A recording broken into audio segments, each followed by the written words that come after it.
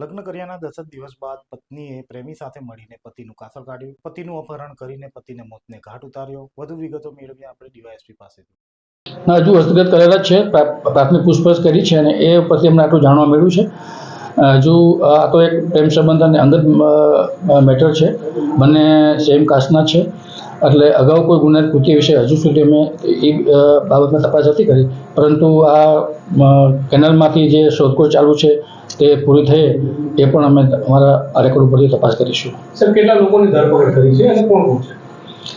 4 કોઈ વ્યક્તિ અમે લાવ્યા છે, જેમાં મૂળ કલ્પેશ છે, કલ્પેશ મોહનભાઈ ચુનારા, જેની સાથે આ છોકરી મેરેજ કરવા માગતી હતી એ છે, અને તેની સાથે એના કુટુંબી 2 ભાઈઓ છે, જેમાં શૈલેષ કનુભાઈ ચુનારા અને સુનિલ રાજુભાઈ ચુનારા.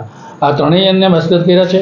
અને આ પડદા પાછળ જે છોકરી પાયલ છે, જેનું અપહરણ થયું છે, તેની પત્ની, એનો પણ આમાં રોલ છે, એટલે કાવતરામાં એનો ભાગ છે, એટલે એને પણ પોલીસ હસ્તગત કરેલા છે. તેઓની પૂછપરછ કર્યા બાદ તેઓને અટક કરવામાં આવશે.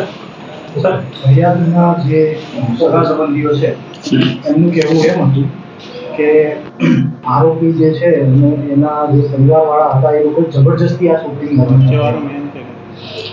લગ્ન ના હજુ શું અમારું તો ખાસ તો જેનું અપહરણ થઈ ગયું છે તેને પહેલાં શોધવાનું, અને જે આમાં ઇન્વોલ્વ છે આરોપીઓ એને એવી રીતે હસ્તગત કરવાનું અમારું મુખ્ય કામ હતું.